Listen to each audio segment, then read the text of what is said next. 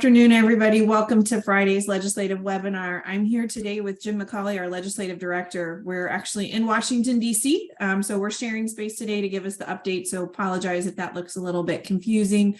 A few reminders for everybody. We probably all know this now, but just in case, please make sure that you keep your microphone muted unless we ask you to unmute yourself. Also, if you haven't already done so, please make sure that you change the name of your screen name so we know your name and the city or the organization that you represent. As always, we're going to hold questions till the very end.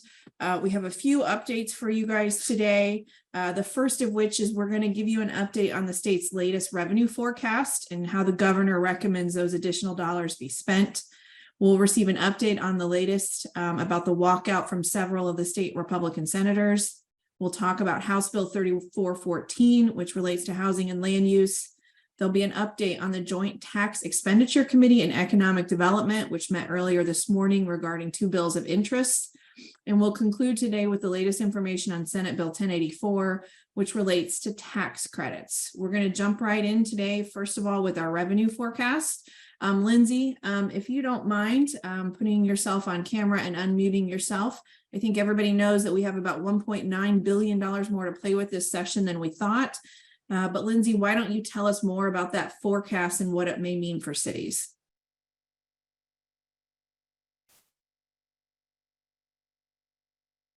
Am I seeing you yet, Lindsay?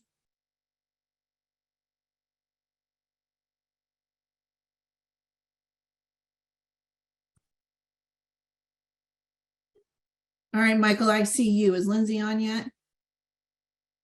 Nope, not seeing her yet. Okay, well then we're going to skip that. Is Ariel on yet?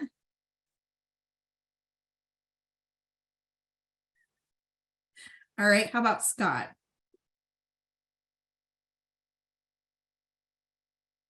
Yes, bear with me for just a second. We're having some technical issues in the office. Okay.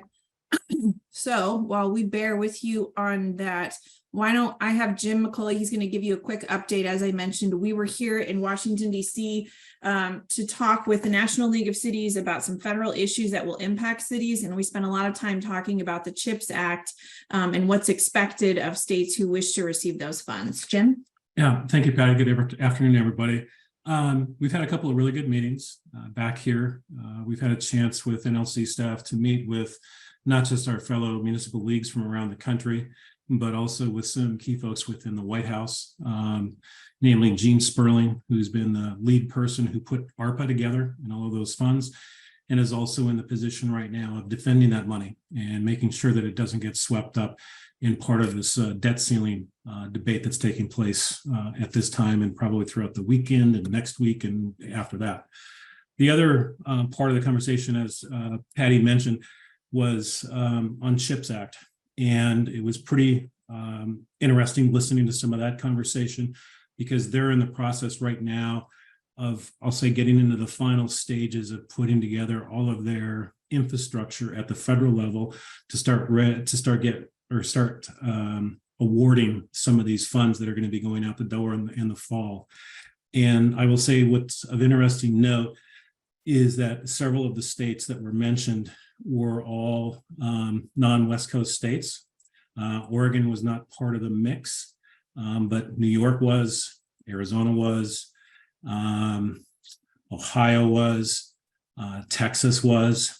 And the reason why I'm bringing this up is we obviously are facing a pretty tough challenge with the legislature making sure that those local incentives are extended for another 10 years. It was clear from the presentation that we had from the White House that those local incentive programs are going to be part of that overall evaluation process from the White House or from the committees and stuff that's going to be in place for awarding these programs. So that's going to be very pivotal going forward. But I'll have to say overall a very good couple of days of work here. We had a chance to also visit with Senator Wyden and Representative Bonamici, specifically on the work that Oregon is doing to make sure that we actually have an incentive program that's going to be beneficial for us going forward with the semiconductor industry. Thanks, Jim. Lindsay, I see that you're on. Apologize. I understand we're having some technical difficulties at the office. The Wi-Fi at the Marriott Hotel on Capitol Hill works just fine in case anybody ever needs to travel, although I would not recommend it being right next door to a train. So Lindsay, we were talking briefly, we know we have about $1.9 billion more to play with the recent revenue forecast, but can you give the members an update on kind of more in depth? What does that forecast mean? What should we expect? What do we generally need to know with those new numbers today? Yeah, hi everyone, and sorry about that technical difficulty. So we had our June revenue forecast on Wednesday of this week, so just 2 days ago, and I think everyone's still kind of figuring out what that means. But yeah, the big news was that the state has almost an extra $2 billion in the general fund to work with. And that's new revenue that has come in since the last forecast in March. And what that means also is that a large dollar amount has been added to the kicker. So I think we all know what the kicker is. If the economists predict within a certain range incorrectly of our state forecast, amount is kicked back to you on your personal income taxes. And then there's a corporate kicker as well. And the legislature has reserved that for the education stability fund. So kind of our education reserve fund. The personal income kicker still goes back to taxpayers as sort of a personal income tax credit. So at the last forecast, that was predicted to be almost $4 billion. That has been raised up to $5.5 billion that will go back to Oregon taxpayers, proportionate to your income. And so while the state has almost $2 billion extra to work with right now, because we have such a large kicker, the prediction for the general revenues of the next biennium, 23 to 2025, are actually lower than the current biennium that we are in, because they're accounting for the kicker being taken out of that. But what the economists have predicted in years ahead is that incomes will keep growing and general fund resources will keep growing. So the 25 to 27 and the 27 to 29 forecast predictions have gone up and up and up, which I think, overall looks great for the economy of our state. It's looking pretty healthy. Wages are on the rise. Economists have been talking about the risk of a recession, which would normally follow a period of high inflation. That risk of recession seems potentially a little bit lower right now, but it is still there. So they are predicting a potential mild recession to start next year. And that's in line with the previous forecast. But it is kind of hard to place within this context of revenues are going up and up and up. There might be a recession, could see lower revenues in the next biennium. But overall, the economic health of Oregon over the next few years is looking pretty good. So, what does this all mean in the context of kind of where the budget is and where LOC is and how we are advocating this session? We have a number of budget ask priorities that have been put together following our top 8 legislative priorities, which you all voted on.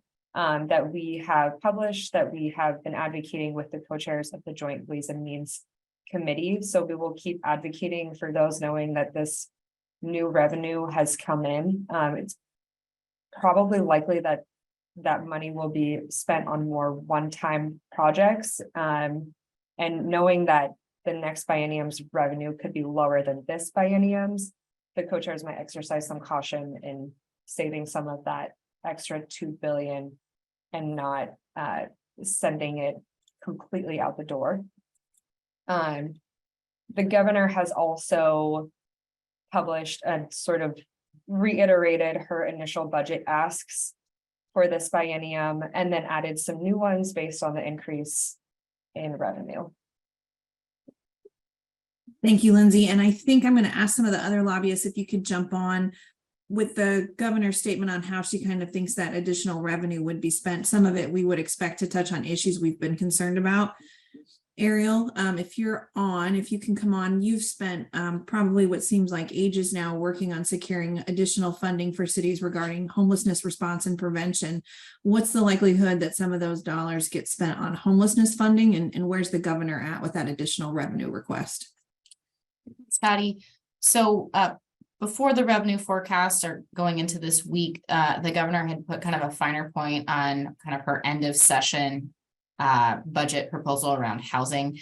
She's focusing in on a total of $150 million needed to not lose ground on her emergency investments that were made in House Bill 5019 earlier in session. Included in that is 10.5 million that would go direct to local governments for existing shelter and navigation center operations. This is so shelters don't have to close doors, because that's a situation that a number of communities and specifically cities that stood up shelters during the pandemic are facing. The emergency money doesn't go to any of that. So she identified 10.5. We know that's not enough. And then additionally, another bucket of 24.1 million, I believe, that would cover Project Turnkey shelters, operations for additional navigation centers, and those efforts. And then also in that package is funding for ongoing operations continuation of new shelter capacity. That's, the money that came out from 5019 from the emergency money. So that's what she's advocating for. And I think going into the revenue forecast ahead of that, we were thinking that it was going to be pretty difficult for her to even get all of that. The legislature has been really clear. At least one of the co-chairs is very set on ensuring that the state is saving, putting funding into the rainy day fund, and is not interested and does not think it's prudent to be expending additional resources. So that's been kind of the dynamic there. So I think what we're waiting to kind of see is, how does this new forecast and additional funding, does that change that? I think we're still seeing, Lindsay can shake her head wrong, but still some kind of conservative estimates. We're not, it's for the biennium and into the future. I think that we're not seeing, super rosy forecasts.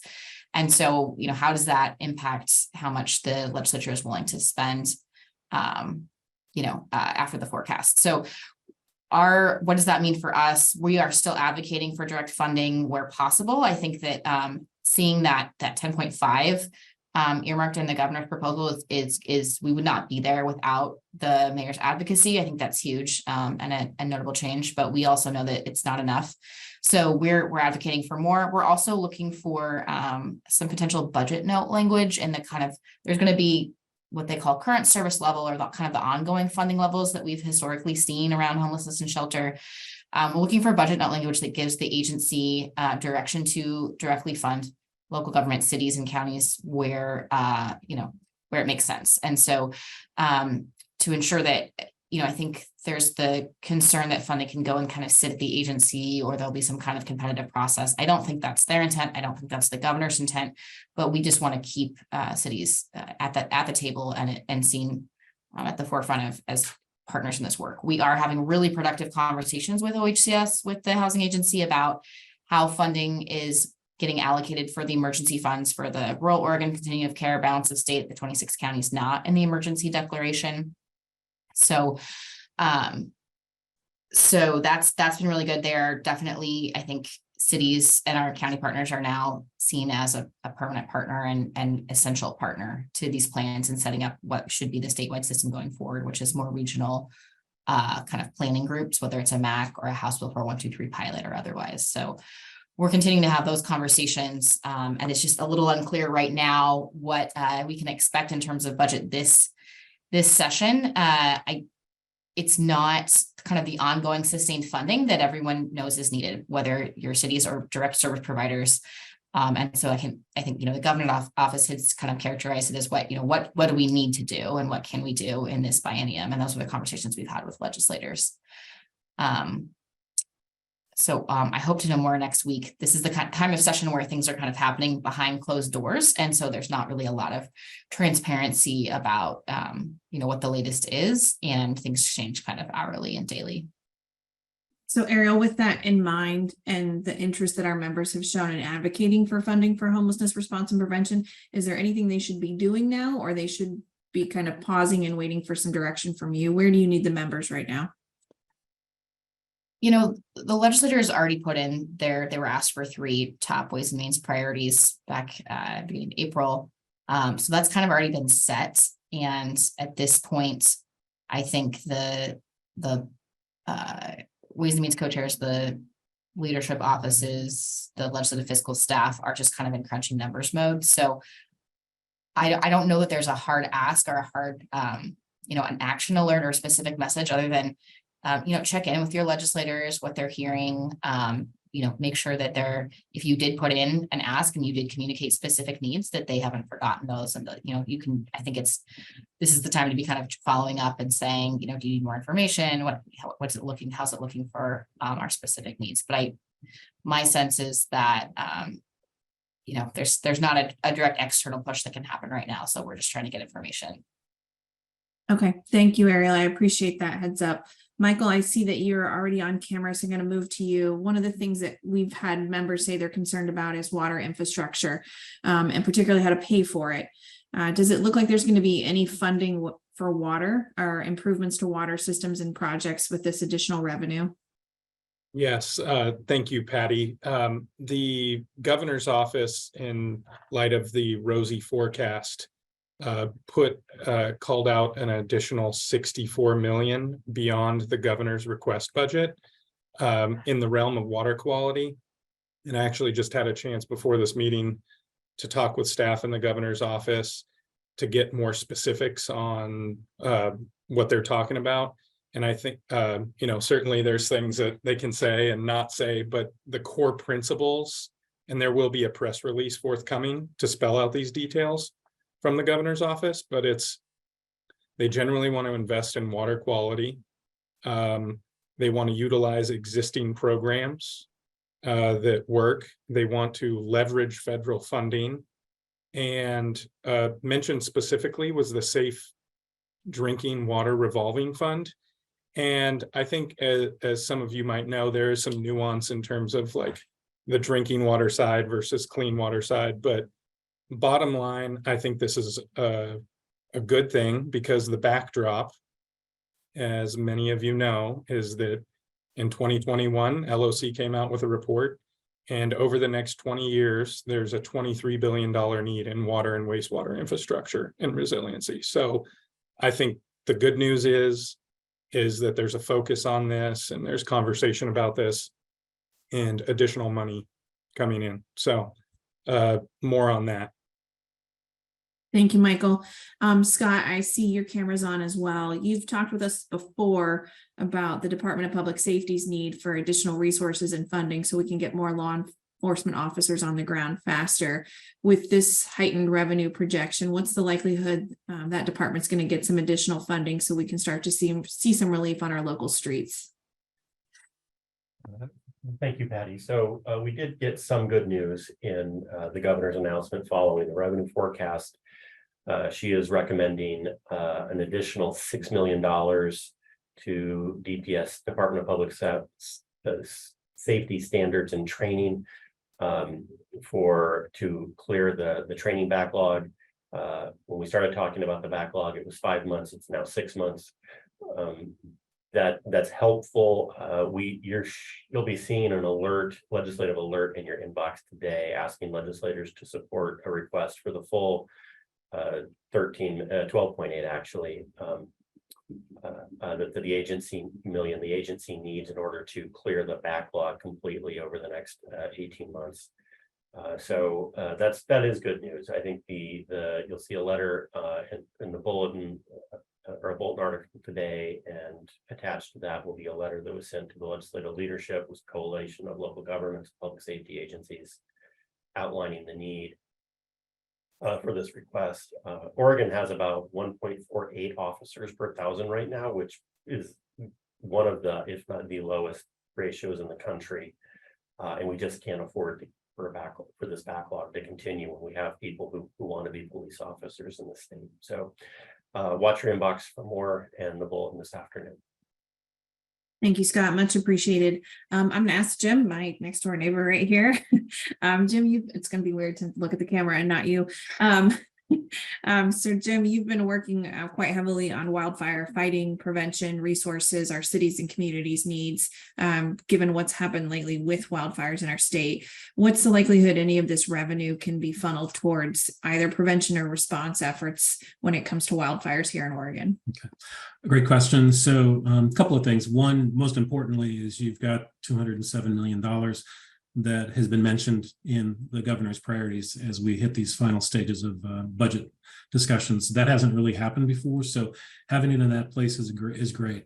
I was hoping to have a few more details on some kind of a breakdown, but they're still trying to work on what those are going to look like. What I can say is all of the elements that were in Senate Bill 762 from the 21 session, which basically set in place funding for improved defensible space in communities.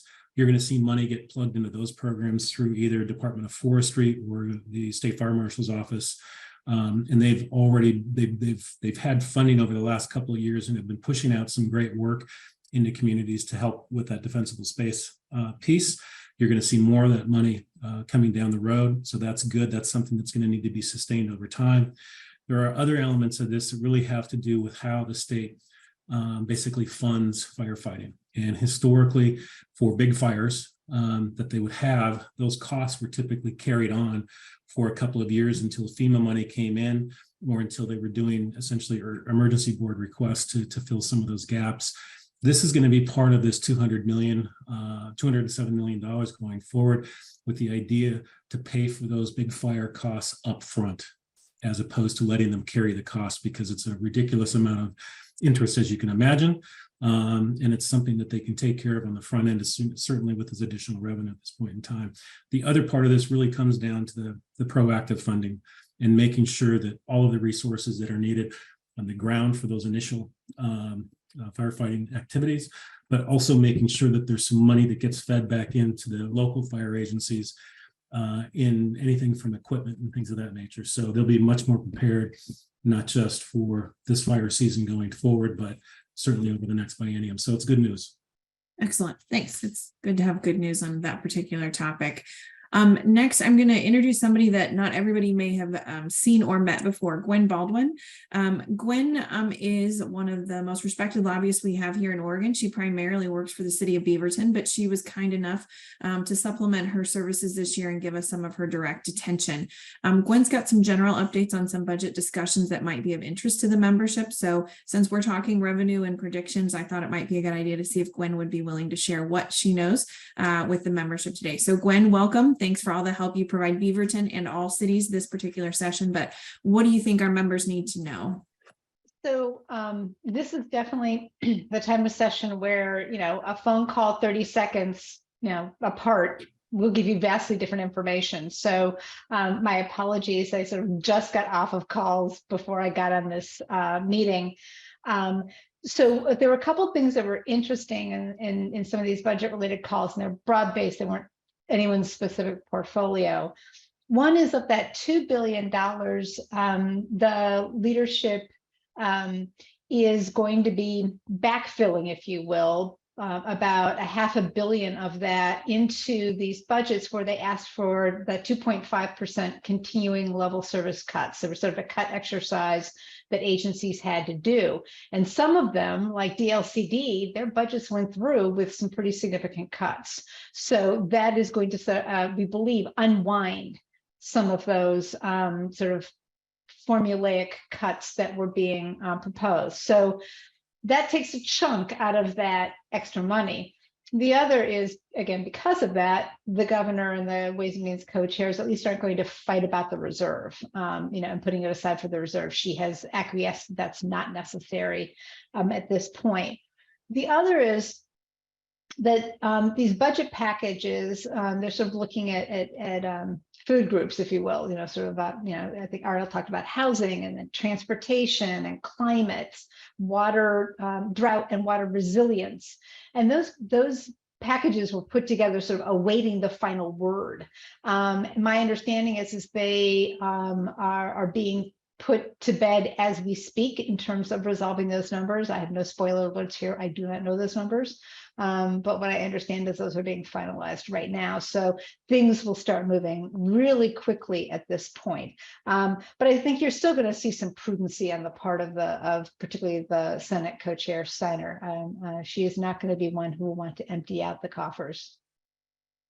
Thank you, Gwen, for that up-to-date information. And just to reiterate what Gwen said at the beginning, things could change, so don't go back and quote Gwen. She's giving us what she knows as of now, and it can change shortly.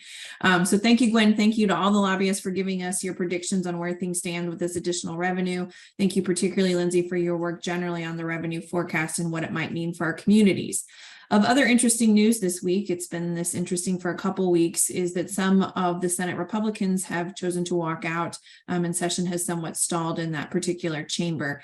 Scott, I'm going to ask you, I think you have the latest information to share on where things stand with the walkout and what it could mean going forward.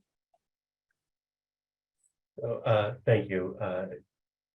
Yes, I've spent some time in the caucus offices in all four of the caucus offices this week. And I'll share with you what I know and what I think I know on this issue. It is, as been indicated earlier, this is a very fluid situation. As of yesterday, Thursday, all but two of the Senate Republicans hit the 10 unexcused absent threshold. If you recall, Measure 113, which was passed in the last general election, prohibits any legislator with 10 or more unexcused absences from seeking re-election to that office. Now, the only two members who are eligible to, under that constitutional amendment, are eligible to seek re-election are David Rock Smith from Southern Oregon and Senator Anderson from the Oregon coast. I'll note both of those legislators are local government affiliated. That you read into that what you will. The situation does appear to be serious. I think this feels different from previous walkouts where there was a negotiated settlements. I think those conversations are going between leadership. They're also taking place between individual senators. Because of a medical absence, even if Senator Gorsuch, who very sadly but fortunately was able to recover, had some heart issues earlier in the session. Democrat out of Gresham, East Multnomah County. He hasn't been able to attend. I don't think he will. What we're hearing is, that he may not be back in time to provide his vote, but currently that would only get them to 19 votes. They have 18. They currently have 18 members in the chamber if all these show up who are not on medical leave, plus the two Republicans. So that doesn't even get them to quorum. They would need to find an additional legislator a Republican to agree to attend. Like I said, the conversations, there are multiple negotiations going on between leadership and individual members to try to put senators in seats and start moving bills. The holdout appears to be there's a list of 20 bills. I don't know what all of them are, but we do know that House Bill 2005, which was dealt with firearms, sort of ghost guns, prohibiting people 18, 19, and 20 from owning semi-automatic weapons, and then the ability of local governments to prohibit firearms in their buildings. That is on the list, as is House Bill 2002, which addresses reproductive and gender affirming care, and a joint memorial to send to the voters on a similar vein. I don't think anybody can tell you that they know what's going to happen. I think both sides are expecting the other to blink. That doesn't feel likely to me at this time. I think what we are going to continue to do as your lobby team, we're going to continue to advocate for city needs.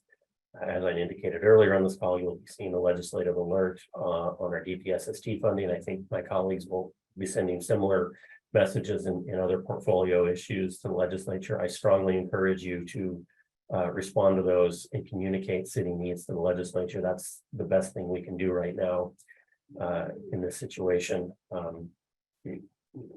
The politics are what they are. However, none of that changes their obligation to meet the needs of our local governments. I will also add, the House doesn't appear to be interested in this. House R's and this House D's. It hasn't been an easy relationship this session, but it's certainly been functional, and I think we haven't seen them go down this route. It doesn't appear to me that there's any appetite for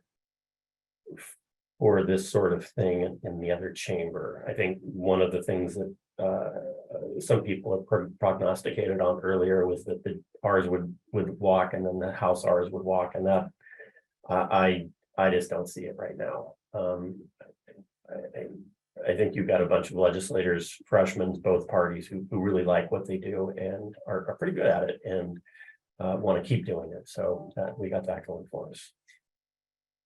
Thank you, Scott. So stay tuned as we learn information. We will, of course, share it on the continuation of the walkout and how it will impact us and you going forward. I'm going to pivot back to Lindsay. Lindsay, you started us off. I'm going to ask you to close us out today with two things. The first of which is earlier today, the Joint Tax Expenditure Committee and Economic Development met. It's my understanding that they considered House Bill 2199, which relates to enterprise zones, and Senate Bill 3457, which relates to SIP and gain share. Can you tell us generally what those bills do, LOC's position on those particular bills, and what happened at the committee? What's going on with enterprise zone and SIP gain share? What do the members need to know? Yeah, thank you, Patty. So yeah, this morning in Joint Committee on Tax Expenditures, two bills that touch local economic development programs. House Bill 2199 was originally a standard extension of the enterprise zone program. So the original bill was a 10-year sunset extension, which is closer to previous sunset extensions that I actually incorrectly, I think, said in my testimony that it had been 10-year extensions. The last two times enterprise zones have been extended, they were each for 14 years. And I think that's in recognizing that some of these business investments take years to come to fruition. So having certainty that these programs will be around helps cities attract development. Enterprise zones specifically are really geographically located to underserved areas, low-income census tracts. So yeah, really designed to incentivize economic activity in the areas of cities that need it. So that bill had been amended last week in House Revenue. And the -1 amendment was attached. I think we talked about this last week. Some of the changes that we're concerned with is a 5-year sunset extension, which, prevents some of that certainty of cities being able to attract development, and excluding the school district portion of the revenue after 3 years in a standard agreement and after 5 years in a long-term rural agreement. And so LOC is currently opposed to those two provisions. I think we also raised concern about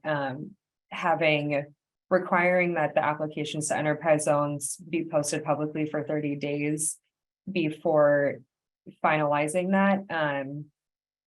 One, just because it could weaken the incentive for some companies to locate in the enterprise zone in the first place, if their application has to be public, because it could violate some confidentiality and weaken the incentive that way. So I think, it was sort of a mild opposition from where enterprise zone changes have started this session and to where we've gotten now. Some of the most egregious ones have been taken off the table. So I think, it was a mild opposition. We still want the enterprise zone extension, but, are opposed to any policy changes that could potentially weaken the tool for cities to attract economic development. And there was, opposition and mostly opposition from local governments and from the business community to those points on the enterprise zone bill. And I'll note that the enterprise zone extension was included in the semiconductor task force recommendations. And so there is, a lot of concern about potentially undercutting available tools that we have as our state is trying to attract those developments. We know that 12 companies in recent past that are related to the semiconductor industry have used enterprise zones to locate or grow in Oregon. And so while every semiconductor company may not qualify for an enterprise zone, it's a tool that's available in the larger toolkit. And it's more important from an economic development perspective to keep your options open rather than limiting them, especially at this time, where we're kind of at a unique point in making decisions about where and how to grow Oregon's economy. And as an aside, this conversation also came up in the revenue forecast on Wednesday because Oregon's not seeing the population growth as much as it has in the past 10, 20, 30 years. So if you're looking at growing a state economy, it usually either happens in the form of people or in capital.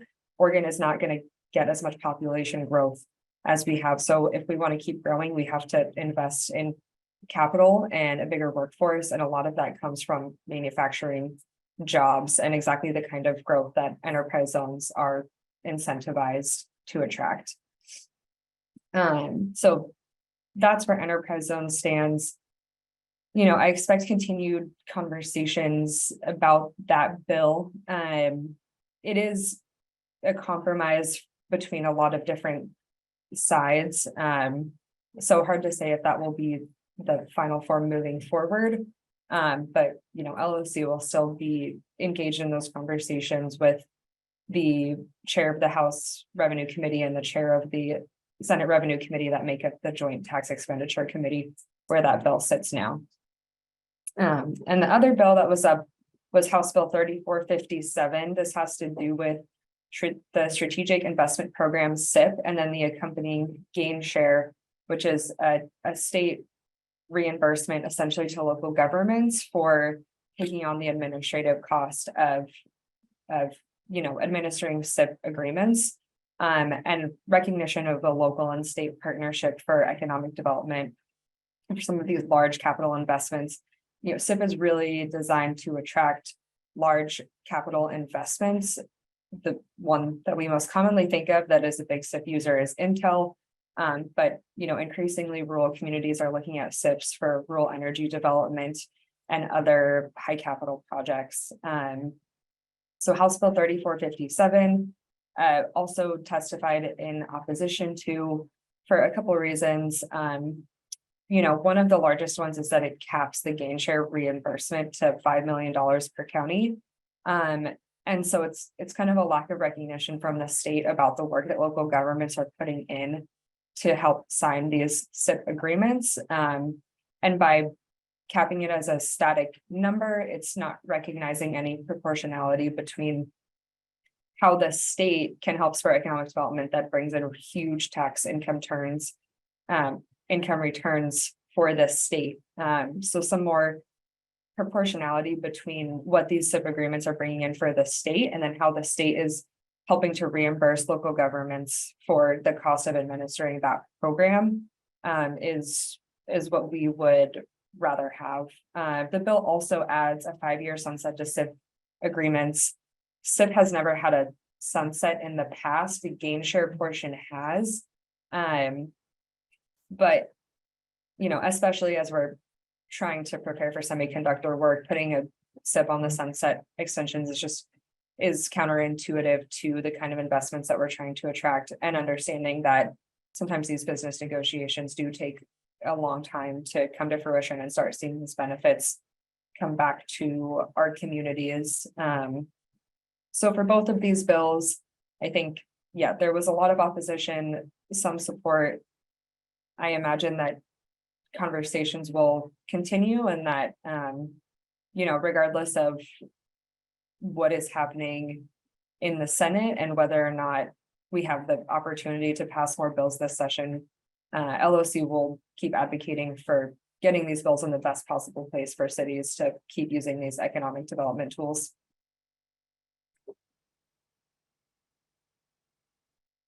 Thank you, Lindsay. And I wasn't able to attend today's committee hearing, but I know that you were there, as were Jim. And the word on the street is that LOC members showed up in force and they spoke thoughtfully, they spoke powerfully, and they probably made a significant impact on the committee members there. So thank you. We do our job here to try and support you, but at the end of the day, no one tells your stories better than you do. So thank you to all of those who showed up today. It was a big assist.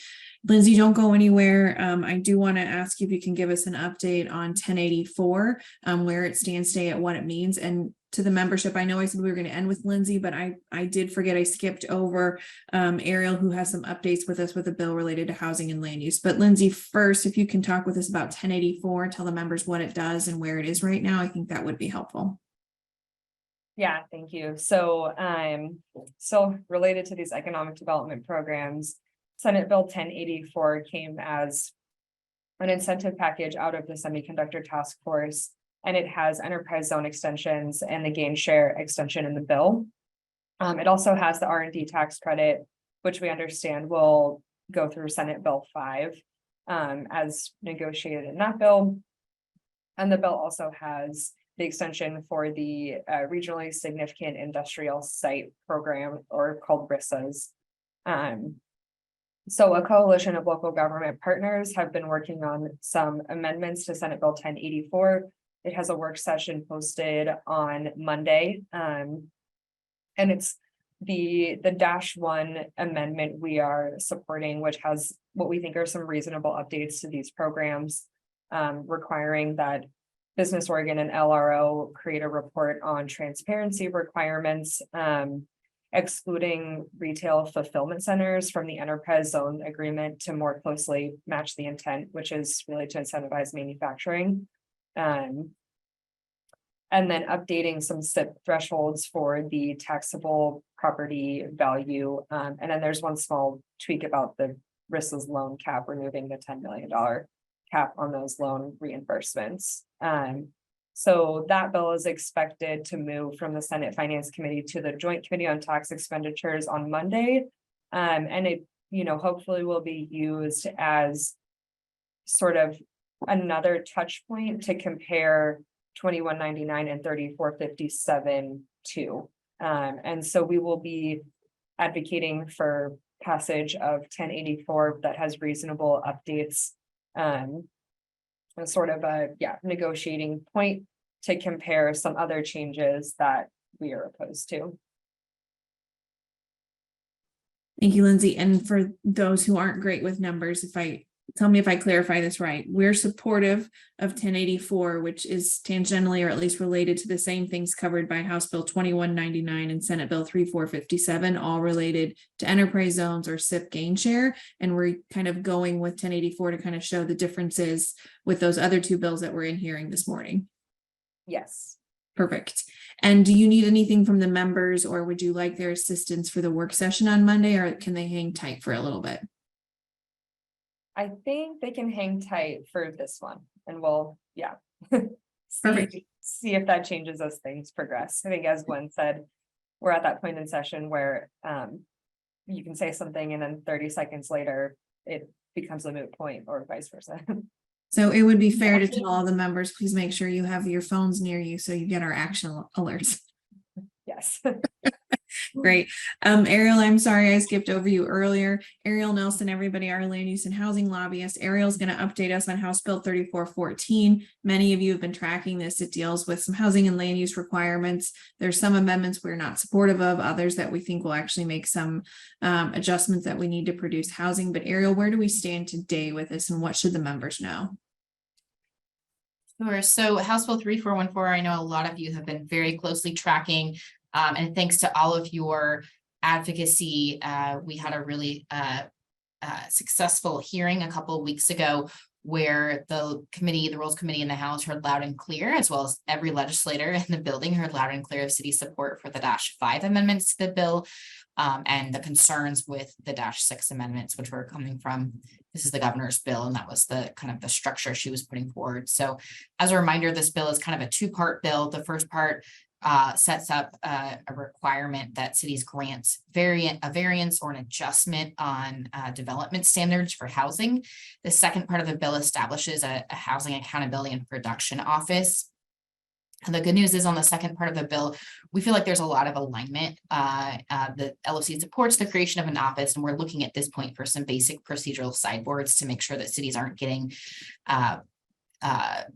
responding to complaints or litigation from multiple venues at the same time, whether that's through LUBA or LCDC, the current enforcement process, and then potentially new processes through this office. So we've had some, since the hearing, we've had a couple constructive conversations with DLCD.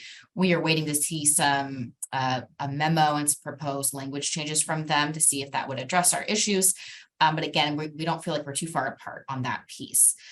The first part of the bill, the variance piece, is still a little controversial, although there was a stakeholder meeting. The good news is since the hearing, the legislature has kind of intervened in the bill, and it was the governor's office kind of steering the work and the conversations on the bill. And Representative Dexter, who is the chair of the House Housing and Homelessness Committee, has taken on the role of convening a group and working with a smaller group of legislators to produce a compromise amendment. But in good news, it's looking like the structure of our -5 approach that LOC put forward as a workable, implementable structure for a potential variance or adjustment process that is leading, and that is what they're kind of building this next amendment off of. So that is great news, in no small part thanks to your advocacy. But we also have legislators, former mayors at Senator Anderson, Representative Gamba, and others bringing their expertise and perspective to influence that, as well as Representative Ken Helm, a former or current land use attorney, who has actual expertise in land use, saying the -6s don't work, the -5s make more sense. So legislators have been meeting this morning, that smaller group, to kind of structure out next steps on the amendment. We've been asked to be available over the weekend to respond to questions. I don't think that we're really invited to be directly involved in the drafting process. So I'm imagining it will be next week that I see any language or have specifics that I can share. But that's where we're at with the bill right now. So good news, but also a little not quite the transparent process we would hope for a bill that is this important. I think there's a couple of things to point to, that it being so late in session, and that it's also the governor's bill that they are keeping this closely controlled. But also at the end of the day, we may not have any policy bills moving forward. So kind of trying to temper our expectations and our energy accordingly. But I will be, this remains kind of my top priority right now. Staying on top of this and making sure that cities are at the table for any table that does get set, and that we're able to influence the eventual outcome of the legislation. Thank you, Ariel. I appreciate that. That concludes our presentation. We've got about 12 minutes before our hard 1 o'clock stop. So we're going to open it up to questions and answers. A friendly reminder, this is an opportunity for questions only. It's not an opportunity for comment or discussion. So please, if you have a question, ask it. If you have a comment, you can drop it in the chat, but please refrain from comments. Also, we will try and ask people to limit themselves to one question at a time in case there are other people who like to ask questions as well. So we're going to start. I've got two, I think, questions in the chat feature. Ariel, the first one really looks like it's for you, and it popped up when you were talking about the revenue forecast and its potential impact on additional funding for homelessness. The question says, how much more than 10 million? I think that was related to something you said about rural Oregon. But if you can field that question, I'd appreciate it. Yeah, I think it's talking about the governor's end of session package is 10.5 directed to cities or counties that have operations gaps in shelters that were recently stood up in the pandemic. And we're asking for more. So we're asking, I mean, the numbers that we're throwing around are closer to 80 million. And that's based on a survey that the LOC and AOC jointly put out at the request of the governor to kind of help inform her package. She, I think, really was specifically looking for how do we keep shelter doors from closing. We asked more general information of what are your other ongoing operations needs? Do you have shelters in the work? Do you have capital at requests? Shelters that are either already funded and have an inflationary related gap, or something that's like, a proposal that's really close, ready to go. Or you have some other funding and are looking for additional. So that is a number that has been shared with the budget framers. They're familiar with it. They know about that number. So that's the number really currently floating with. I don't think we're going to get quite close to it, but I'm hoping that we can absolutely see more than 10.5. And again, that we see some direction and acknowledgement formally from the legislature to OHCS that local governments are a partner in this and need to be named recipients. Just so you know, the underlying statute, the OHCS made updates to their underlying programmatic governing statute around these resources already lists. We are already technically eligible recipients.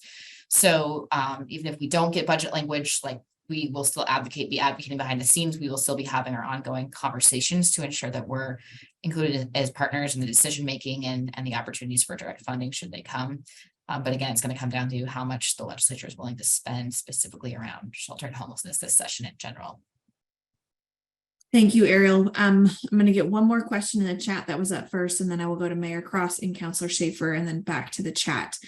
Speaking of the chat, in case we run out of time, I would ask all LLC lobbyists to please put your email address and a brief description of your issue portfolios in the chat. So if we don't get to all questions, members know who to contact. There is a question in the chat from Gretchen. I'm thinking this is either for Lindsay or Scott, so I'll read it and you decide between the two of you who wants to handle it. And I apologize, Gretchen, I don't see your last name or title, so I'm just going to refer to your first name. Gretchen asks, what changes do you see on cannabis dollars to cities for the next biennium? I can take that. Thank you. So what we've seen in the projection for marijuana revenue that is shared to cities is on a slight decrease, and that is really just because of the cannabis market itself and those dynamics. We have too much supply in the state and demand has leveled out since legalization. I think, the market has leveled where consumers who buy from dispensaries, it's sort of a constant. So we're not really seeing fluctuations in that way, but the price of marijuana has gone down because there is so much supply, and because the tax is on the price of marijuana and not quantity, the tax itself has also gone down. So that will kind of stay at depressed levels until the market right sizes itself, which could happen a few years out. So that is the overall market changes and what's happening to marijuana revenue. And concurrently, LOC has been working on changes to the marijuana distribution formula for revenue. So that bill is House Bill 2089. I have been working with the chair of revenue, who has actually shown a lot of willingness and desire to get more money back to cities and counties that lost revenue after ballot measure 110 passed. And she rightfully thought that that was unfair, and cities and counties have no recourse for recovering that money. So AOC and LOC have been working on a compromise together to present to the chair that would increase the share that cities and counties get from the marijuana revenue in the portion that's not distributed to the ballot measure 110 accounts, the drug treatment and recovery services fund. Thank you, Lindsay. Scott, I know you unmuted, Okay. but I'm going to ask you to hang tight because we've got 5 minutes left and I want to get to the other questions. I think Lindsay gave a pretty good, fully comprehensive answer. Mayor Cross, you are next on my list. If you want to unmute yourself and ask your question, we'll do our best to give you the answer you need. So real quick, with the additional revenue forecast, where is the OMA proposal sitting currently in the legislature? And is there anything we can do to move it farther up the food chain, as it were? Thank you. Thanks, Mayor Cross. So we've kind of been in this pivot adjustment mode for several weeks now of, moving beyond the full proposal, which was kind of dwarfed the available revenue for what the legislature was able and willing to spend. So that's kind of why we're looking at the governor's proposed end of session numbers and pointing to the survey results, and still really advocating for the foundation of the OMA proposal, which is recognizing the work and the need at the city level and the importance of direct funding. So that's where we're at right now. It's not the proposal as it was introduced, but the core message of direct funding, fund the work where it's happening, and throughout include cities in the state budget decisions, discussion, programmatic process. So we're seeing a lot of improvements there, but the push is really just whatever funding we can get that's eligible for direct funding and isn't necessarily going straight to a competitive program, or we're not competing with or replacing the funds that go to community action agencies, but what in addition is there that's available. Thank you, Ariel. Thanks for the question, Mayor Cross. Councilor Schaefer from Corvallis, what's your question today, sir? Yeah, thank you. And I'll be really quick here. I've not seen anything in the media, and it's really, in a sense, not a LOC issue. But I wonder if somebody could just give me a real quick sense of education funding. People think their counselor knows everything, including school stuff, so I get asked questions about it. Well, I can start. So I'm going to let Jim start. If there's somebody else on the team who thinks that they can supplement Jim's answer, please unmute yourself so I know who to call on. So, yeah, so it's my brief understanding that the original request that I'll say Education Advocates started out with was somewhere in the neighborhood of $9.5 billion. They're going to get something less than that, but well above the previous biennium's funding levels. So I don't think they're going to hit the full mark on exactly what the Education Advocates were trying to plug into the budget process on the front end of this, but it's a good way. It's pretty close. It's in the 90 percentile range of what the request was. So Scott, I don't know if you've got something else to add to that piece specific for education. He's shaking his head no. So Okay. Councilor Schaefer, that's what we have for you. If you'd like, you might want to try calling our colleagues at the Oregon School Boards Association. They may have a better sense, and they have their own lobbyists on staff too. Sure. I just thought if somebody had a real quick look, and Jim provided that, and that's right where I need to be. Thank you. Perfect. So we've got exactly 3 minutes left. I'm not seeing any more questions in the chat or hands raised. So just briefly, really quick, there are no upcoming trainings or sessions to necessarily talk about, but I would encourage those of you who like to attend the LOC's annual conference that happens in the fall to please pay attention to the bulletin articles coming out in the next couple weeks. Soon you will start to see applications for scholarships. So if you are coming from a city of a small or rural size, or your city has a strained budget with little travel funds available, it might behoove you to be paying attention to the bulletin over the next couple weeks, so you can avail yourselves of some scholarship opportunities to attend that conference. It will be hosted in Eugene at the Graduate Hotel this fall. So be on the lookout for that. If you are a member of the Oregon Mayors Association, they are also seeking applications for their summer conference, which will be hosted in Hood River this summer. As we wrap up today, just a friendly reminder that you can follow all of our legislative updates and news on the League's website. We have a legislative tab. The main website is www.orcities.org. The lobbyists have all put their information in the chat, as well as their particular portfolios. You can copy that information and contact them at any time.